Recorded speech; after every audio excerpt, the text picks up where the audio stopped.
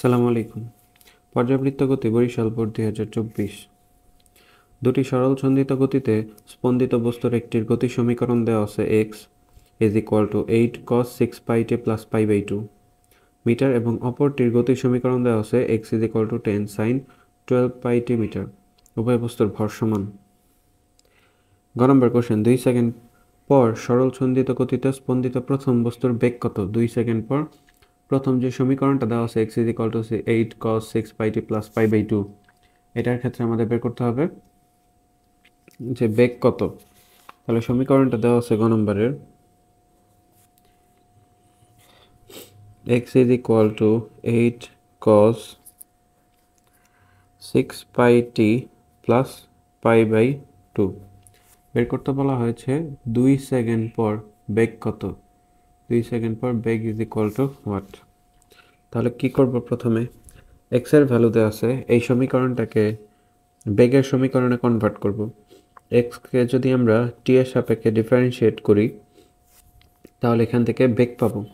তাহলে বেগ v is equal to d by dt 8 cos 6 pi t plus pi by 2। তো t এর সাপেক্ষে ডিফারেন্সিয়েট কেন করব? এর কারণ হচ্ছে, যদি সাম্য অবস্থান থেকে শুরু হতো, সরল সন্ধিত স্পন্দনটা যদি সাম্য অবস্থান থেকে শুরু হতো তাহলে এখানে কজ না হয়ে সাইন হতো, sine 6 pi t plus pi by 2। সেই ক্ষেত্রে আমাদের এই সমীকরণটাকে ডিফারেন্সিয়েট করার প্রয়োজন হতো না। যেহেতু এই ইকুয়েশনটা কজ, তার মানে বিস্তার অবস্থান থেকে এটার হিসাবটা করা হয়েছে। মানে বিস্তার অবস্থান, যেমন সাইনের ক্ষেত্রে সাম্য অবস্থান ধরা হয় এটা, ওইরকম কজের ক্ষেত্রে ধরা হয় এটা। তো কজ নেওয়ার পর এখানে কিন্তু আদি দশাও আছে পাই বাই 2। তো বিস্তার অবস্থান থেকে যখন শুরু করব বা বিস্তার অবস্থানকে বেস ধরে যখন শুরু করব তখন সেটাকে ডিফারেন্সিয়েট করতে হবে। অর্থাৎ কজ থাকলে সেই সমীকরণটা দেখে বুঝবো যে এটাকে আমাদের ডিফারেন্সিয়েট করতে হবে। তো টি এর সাপেক্ষে ডিফারেন্সিয়েট যদি করি তাহলে কজ চেঞ্জ হয়ে মাইনাস সাইন আসবে। তাহলে 8 sine 6 pi t plus pi by 2। এখন এখানে 6 পাই টি, এটাকে আমরা টি এর সাপেক্ষে ডিফারেন্সিয়েট করতে পারি, কস চেঞ্জ হয় সাইন হয়, মাইনাস সাইন হয়, লিখলাম। আবার ভেতরের অংশটুকুকে টি এর সাপেক্ষে ডিফারেন্সিয়েট করতে পারি, এটা 0 হবে আর এখান থেকে আসবে 6 পাই, এটা সামনে চলে আসবে। তাহলে 8 into 6 pi sine 6 pi t plus pi by 2। তাহলে 6 8 48 পাই মাইনাস 48 পাই সাইন, ভেতরে কি থাকবে, টি এর মান নেওয়া হয়েছে 2 সেকেন্ড, তাহলে 6 into 2, 6 pi into 2 plus pi by 2 minus 48 pi sine, এখানে লিখতে পারি 12 pi plus pi by 2 minus 48 pi sine, লসাগু করা যায় 2, 12 দুগুণে 24, 24 পাই প্লাস পাই, তাহলে এখানে আসবে 25 পাই।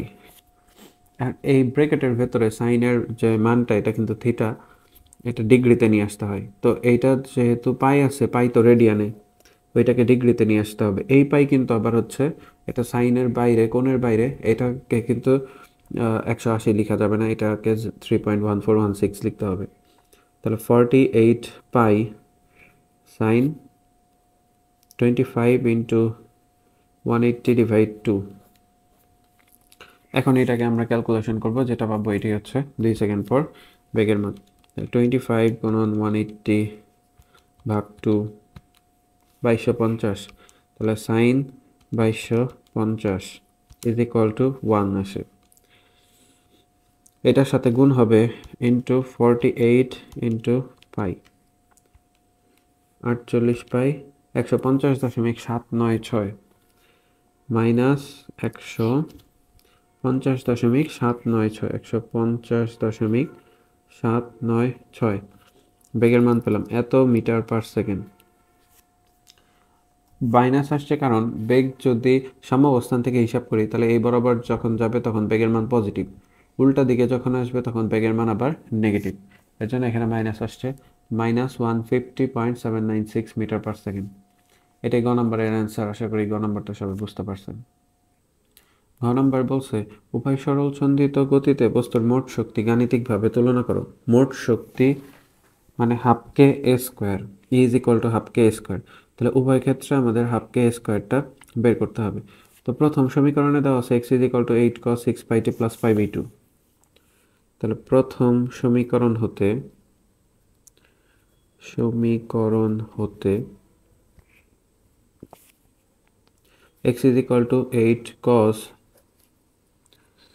6 pi t plus pi by 2, 8 cos 6 pi t plus pi by 2 এটা দেওয়া আছে প্রথম সমীকরণে। এটাকে যদি আমরা x is equal to a cos omega t plus del এর সাথে তুলনা করি, তাহলে omega t is equal to 6 pi t বা omega is equal to 6 pi। এটা হচ্ছে আমরা এখান থেকে পেলাম ওমেগার ভ্যালু থেকে আমরা কে এর মান বের করতে পারবো বা গতি কে এর মান বের করতে পারবো, বা এটাকে ওমেগাটাকে আপাতত এখানে রাখি। দ্বিতীয় সমীকরণ হতে কি লেখা যায় সেটা বের করি। দ্বিতীয় সমীকরণ হতে